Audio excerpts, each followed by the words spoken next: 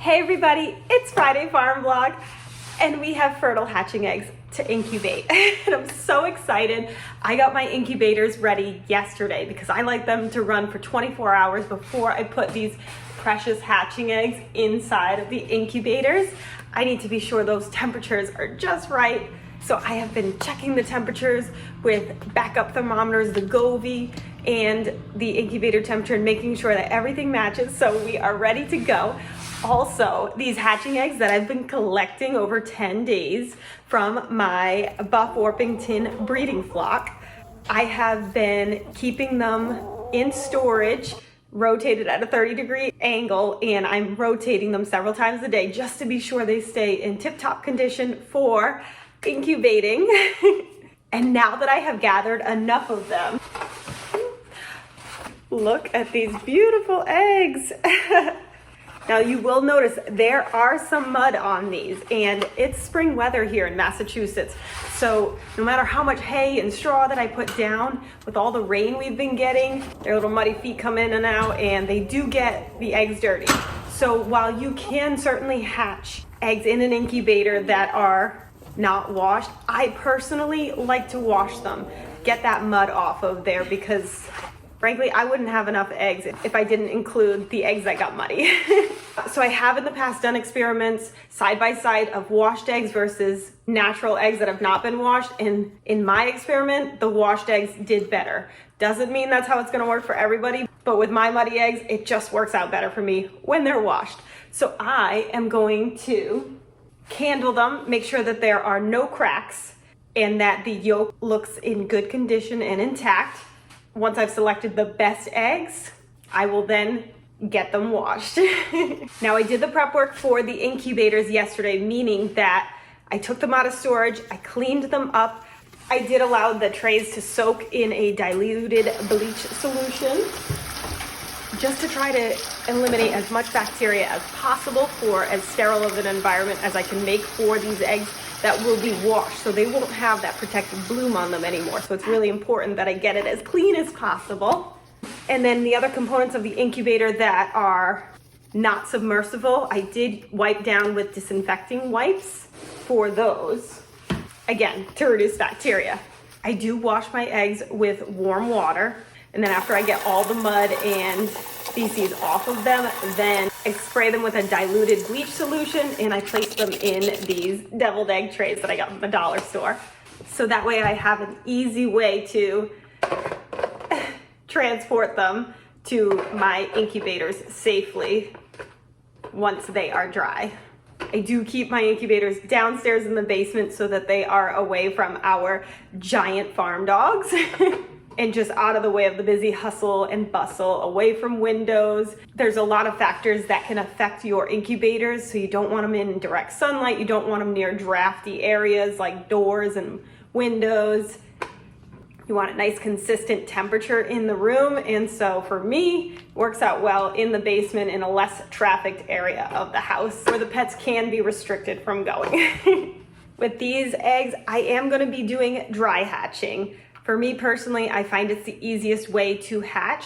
I have done different ways of incubating with the Nurture Right NR360 incubator. I've done standard hatching, which is what the instructions recommend you do for this type of incubator. I have done the shoelace method. I've done stack hatching. I've done dry hatching. I've done a modified dry hatching where I add water at the end. So if you're interested in any of those type of methods and to see the results, or to see the competition where I did 3 of those methods all at the same time and see which one won for hatch rates, you can definitely check out those videos. I have them all in my hatching egg tips and tricks playlist. I've done my fair share of hatching. I love hatching chicks. It's just so much fun. So let's get these eggs candled real quick, washed up and into the incubator so that we can get this process started. And in 21 days, I hope we have an incubator full of beautiful golden Buff Orpington chicks. And let's hope that we have high hatch rates, because I have a long list of customers waiting for these precious chicks. And I'm really hoping to be able to make their chickie baby dreams come true.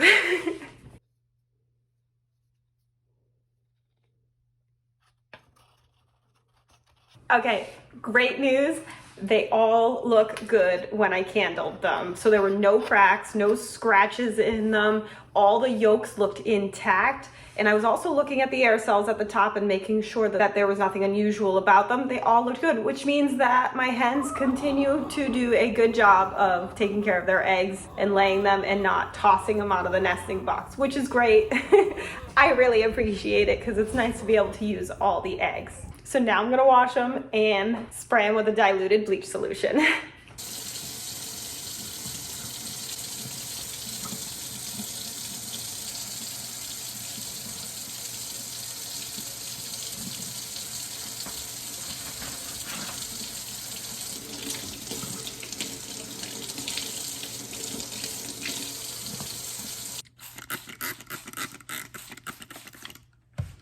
Okay, so it took me about 20 minutes to get these eggs washed, but oh my gosh, look at how perfect they look. So another reason that I like to wash my eggs, aside from the fact that they just hatch better for me, but aesthetically, it just looks so much prettier in the incubator when they're washed and not muddy. So I got all 3 incubators set up. I did set them up yesterday because I do like them to run for 24 hours before I put my precious hatching eggs in there. So my first incubator is at 99.5. My second incubator, the Goby says, is at 99.9.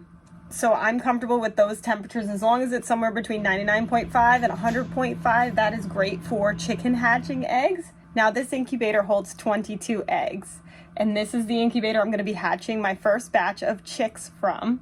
However, I have 28 eggs that I washed.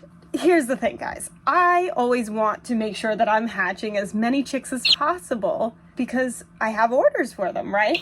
And I know that my fertility rate on my eggs are not as high as they've been in the past. I just recently made a video about why that is, because I have just one rooster this year and he's 6 years old. So in order to optimize how many chicks are going to hatch in this incubator, I'm gonna try another experiment because you guys know I love egg experiments. Experiments are the way to be. So I have tried putting in more than 22 eggs in the incubator. 2 different ways I've done that was putting additional eggs on top of the turner, just like a few extra. And honestly, didn't love the result on that. I have also done stack hatching in this incubator where I put lots of eggs like stacked in a pile in this incubator. Did not love that result. So this time guys, I'm really hopeful this is gonna work. This time I am putting 22 eggs in here, the normal amount, okay? Then the extra 6 eggs are gonna go in here. I hope I'm getting the number correct.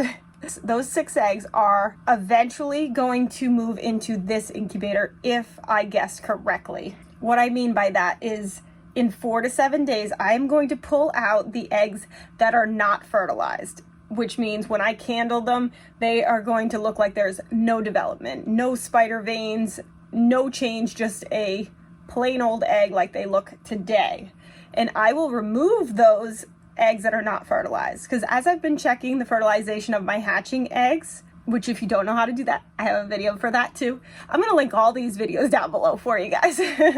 But I noticed a lower fertility rate and I have been able to increase that fertility rate taking different measures with my flock. However, I know it's not going to be super high. So I will have eggs that are not fertilized that I'll be removing. Will that be 6 eggs? I don't know. I'm just guessing, maybe based on the numbers I'm seeing, maybe 6 eggs will be removed from here. And then I can take these 6 eggs 4 to 7 days later and just move them here. And then I have a full incubator of embryos that are growing. I don't know if that's going to work out. I'm trying it for the first time, but I'm super hopeful. Now, if I overestimated and I have more eggs than I can fit in here, I'm going to have to cross that bridge when I get there because I've got some options with that, but I'd really like to have this incubator to start a whole new batch once I have enough hatching eggs from my flock, which I'm expecting to have in the next 10 days. So I really need this incubator to be empty for the next group. But I mean, I do have a third incubator if, you know, I've got plans. I got backup plans after backup plans. And hey, if I had to buy another incubator, I could find space. So let's get 22 in here, the additional 6 in here, and get this incubating process starting.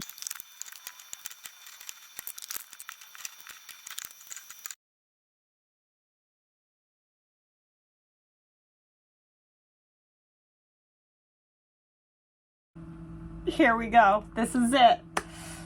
We're gonna find out in 21 days how many chicks are gonna hatch from these 28 eggs. I can hardly wait. Oh, and if you're wondering what these little mats are, that is my little secret for getting really good hatch rates in this incubator. All the products that I use for incubating are going to be linked in the description below. So if you decide you're going to do your own hatching experiment and you want to get an incubator, I love these incubators. That's why I have gotten the second one and then a third. But also having backup thermometers, special pads, candlers, all the things. I'm going to put those down below. They are affiliate links, which means that if you shop that link, it doesn't cost you any extra money, but I do get a small commission, which, you know what? I put that towards doing more experiments, trying new products, and buying things for my chickens and my goats. And you're already helping me so much by watching these videos. So thank you so much. Okay, the eggs are all settled in. I am so hopeful that we are gonna see chickie babies in 21 days. I hope you'll come along for the journey. I'll be posting here updates as we go. So definitely feel free to subscribe if you want to get updates and to see how the process goes. Check out those hatching tips and tricks playlist because you will see some really cool hatching experiments and tips and tricks that I've learned along the way incubating in the Nurture Right 360 incubator. And hey, if you liked this video, if you want to go down below, give it a like.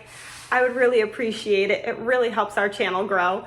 And I sure do love continuing doing hatching experiments and raising chickie babies. And I have a feeling we're gonna have some broody hens coming up that are gonna be raising their own chicks as well on the farm. Since we had 12 do that last year, I'm hopeful. I love seeing it. So definitely check back for more. Thanks. I almost forgot. If you haven't started your farm yet, what are you waiting for? Get your farm on. Bye. 1, 2, 3, 4. Do you want a farm? A wicked awesome farm?